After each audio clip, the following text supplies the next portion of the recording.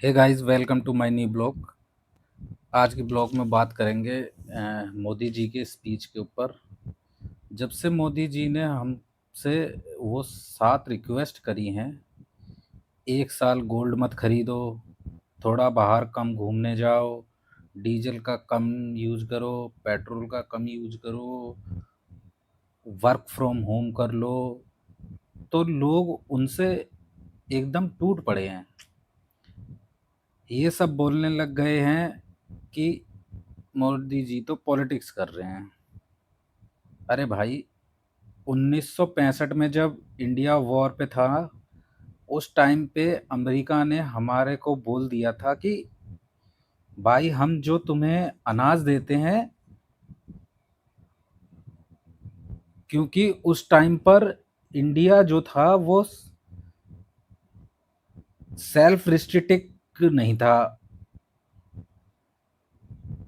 हम जो तुम्हें अनाज देते हैं under the programme PL4 act वो बंद कर देंगे। शास्त्री जी ने पूरे भारत से अफगान किया कि भाई एक काम कर लो, एक हफ्ते में एक दिन के लिए व्रत कर लो। उसको शास्त्री व्रत कहा गया। और जो भारतीय हैं उन्होंने एक दिन का व्रत किया, सोमवार को व्रत करते थे। उससे हमारे देश को काफ़ी जो है सपोर्ट हुआ, और शास्त्री जी का बात लोगों ने मानी। और उस टाइम पर एक नारा चला, जय जवान जय किसान। शायद बहुत सारे लोग इस बात को जानते ही होंगे कि जय जवान जय किसान का नारा तो बहुत फेमस है, क्योंकि उस टाइम लोग कांग्रेसी बीजेपी नहीं थे, भारतीय थे। फिर जब युद्ध की बारी आई तो इंदिरा जी ने सबसे रिक्वेस्ट की थी, भाई युद्ध है, जो गोल्ड दे सकता है गोल्ड दे, हम युद्ध लड़ सकें। उन्होंने खुद भी गोल्ड दिया।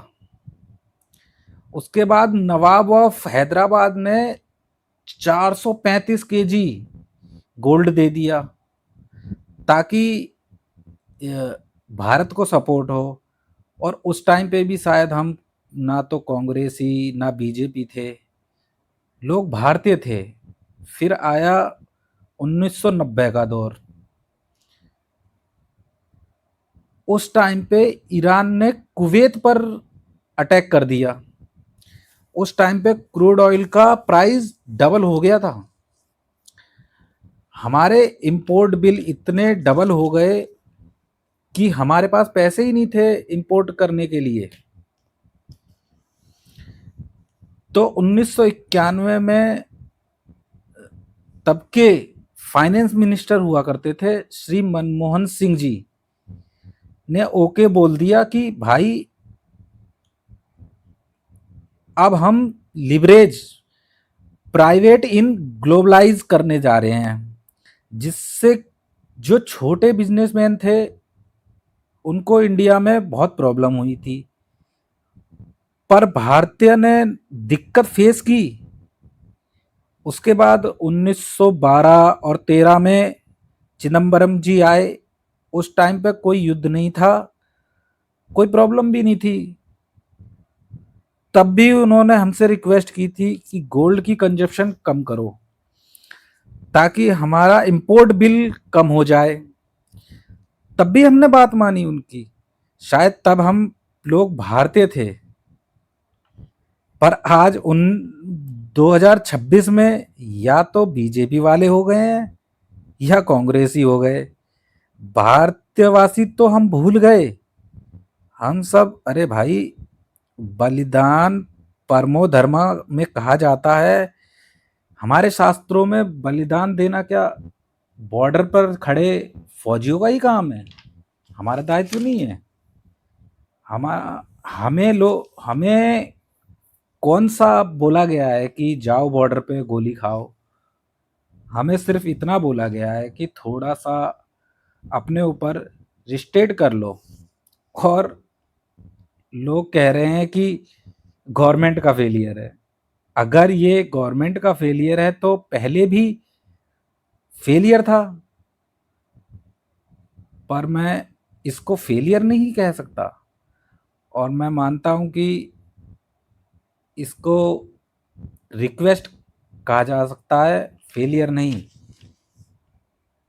और पार्टिसिपेट करना हम सबका दायित्व है।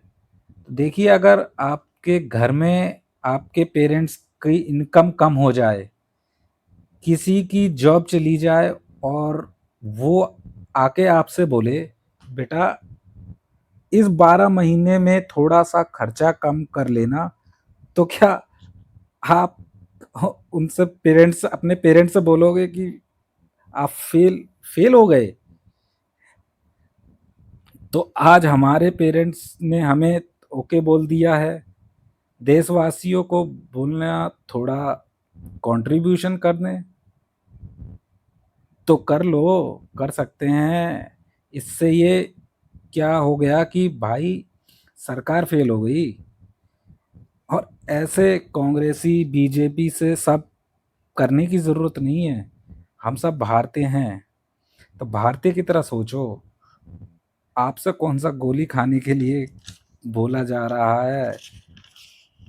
सिर्फ थोड़ा सा सेल्फ सेल्फिश होकर सोचो कि अगर थोड़ा सा गाइस कंट्रीब्यूशन हो जाएगा देश के लिए तो कौन सी बड़ी बात है।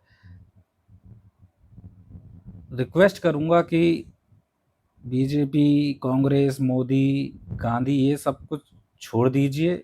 एक भारतीय की तरह सोचिए, और जो हमसे आग्रह किया गया है उसमें जितना हम कर सकते हैं उतना कर दें।